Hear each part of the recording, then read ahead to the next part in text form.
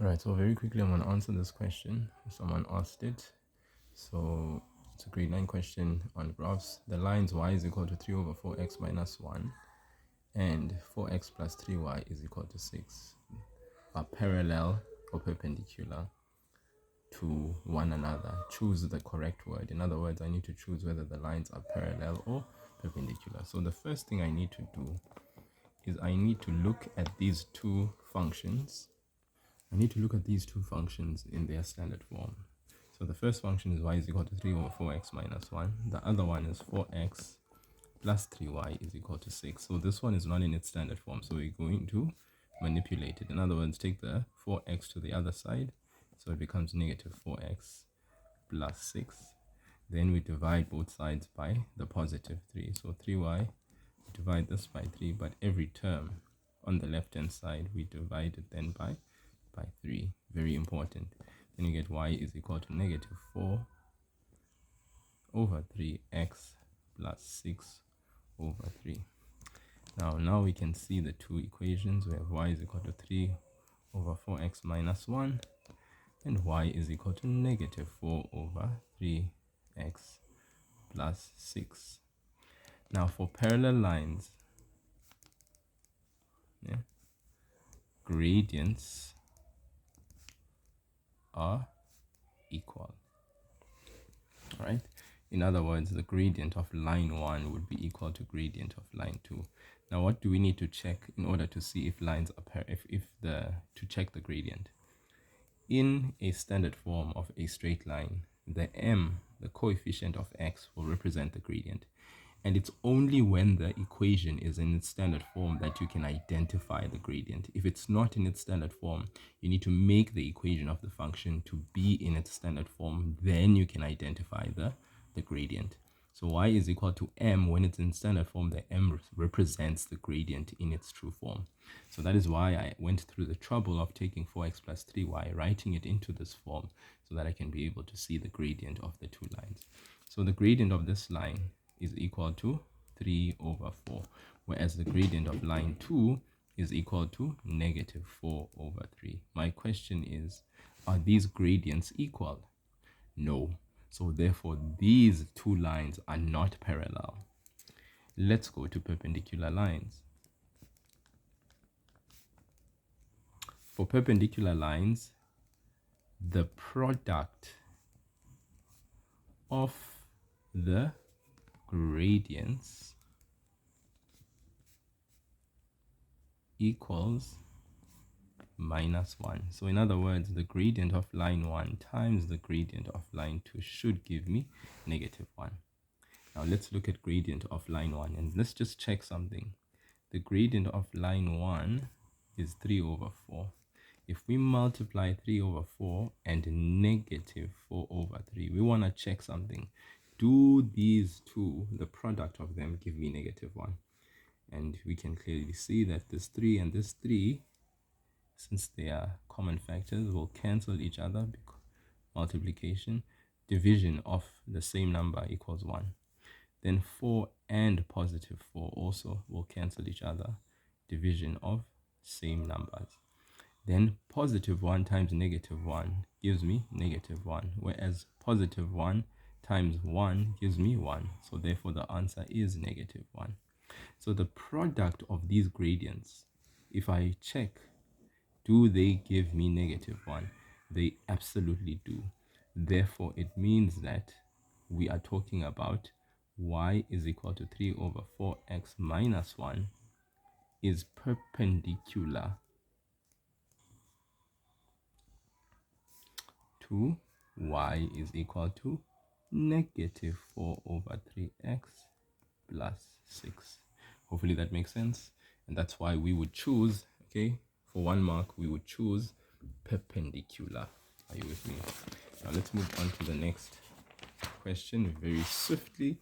We are given this function f, all right, and it's equal to y is equal to y is equal to 2x plus 3. We are told to complete the table representing the linear graph. This is very nice and straightforward. What we can do, because we've got our calculator, is very trusty if you ask me, okay, we are going to actually go to y is equal to 2x plus 3. Now, if you look at this, our table has all the x values, -2, 0, and 1.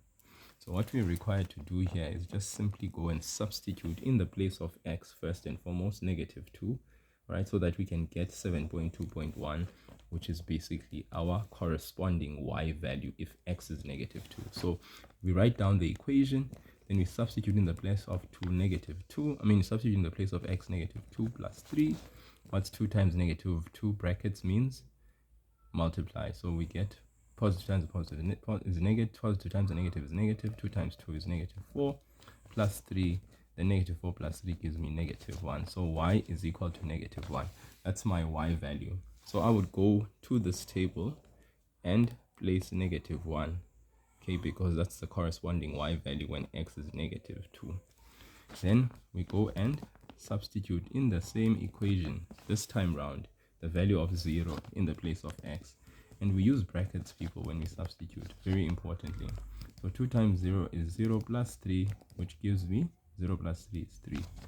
So I go to my table, populate 7.2.2 with 3, because when x is 0, y is 3. Then last but not least, in the same function, y is equal to 2x plus 3, I need to substitute in the place of x 1 so that I can find the corresponding y value. So y is equal to 2 into 1 plus 3, then y is equal to 2 plus 3, so y is equal to 5, right? Okay, hopefully that makes beautiful sense.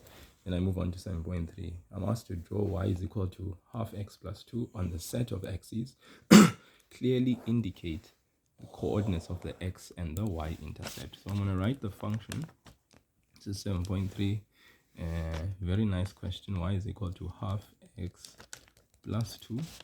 Right? So they said clearly indicate y-intercept and x-intercept.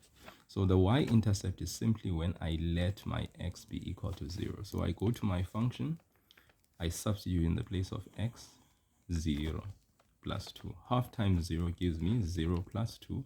So my corresponding y value is what? It's 2. So my coordinates for the y-intercept are when x is 0, y is 2. Then I go on to the x-intercept. X-intercept means I let y be equal to 0.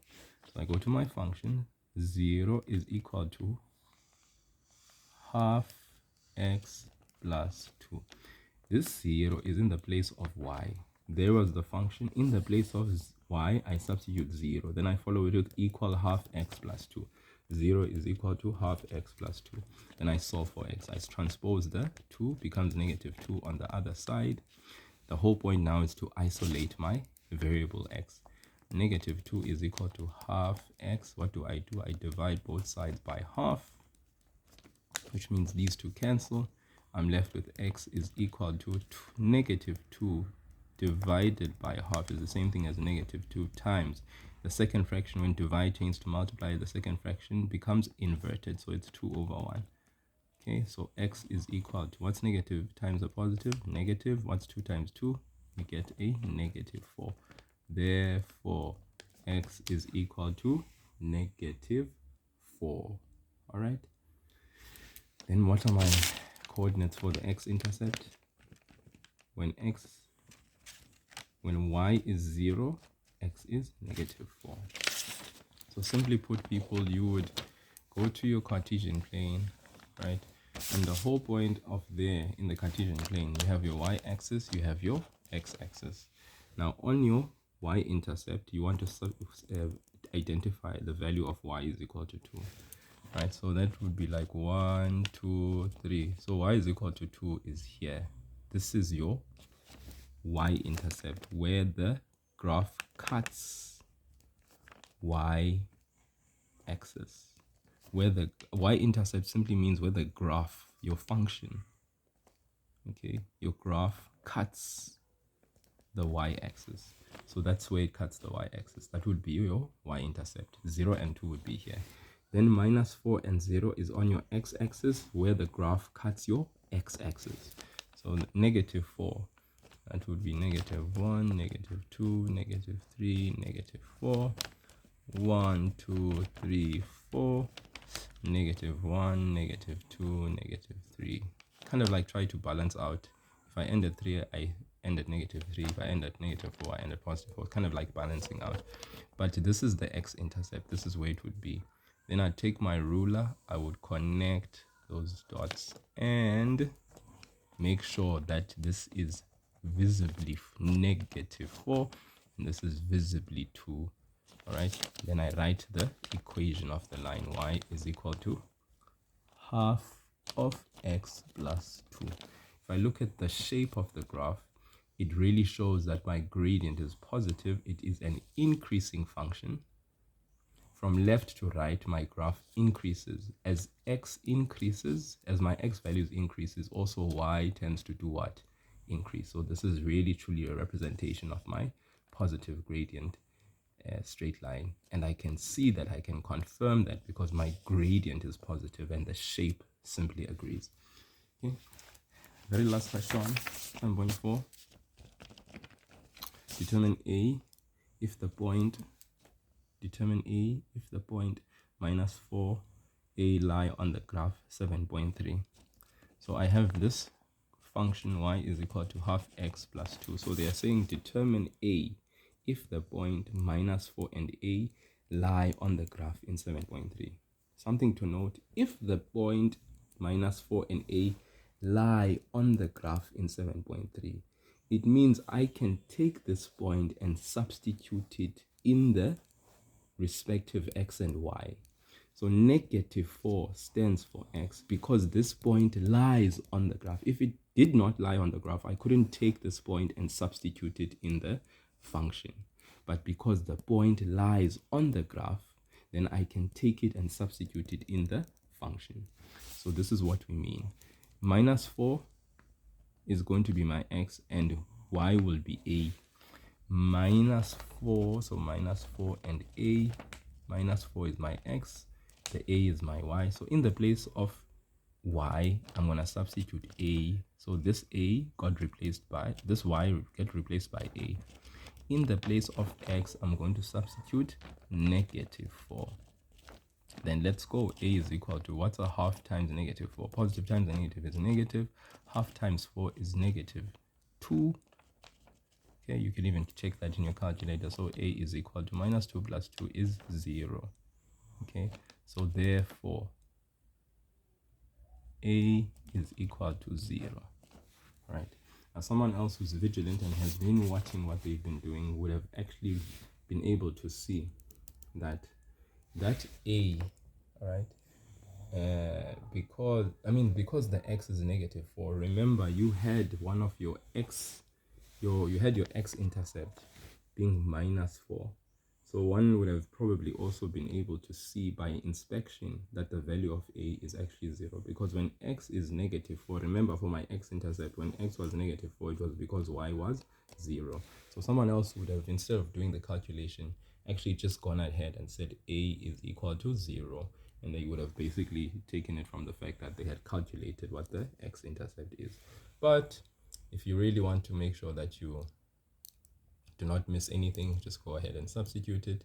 Because this point lies in the graph, then it can be substituted in this function and you can then find the corresponding y value if x is -4. Just take into consideration that y now substitutes is substituted by the a, and you can find the value of a. Okay, hope that helps. That's helpful. All the best as you write.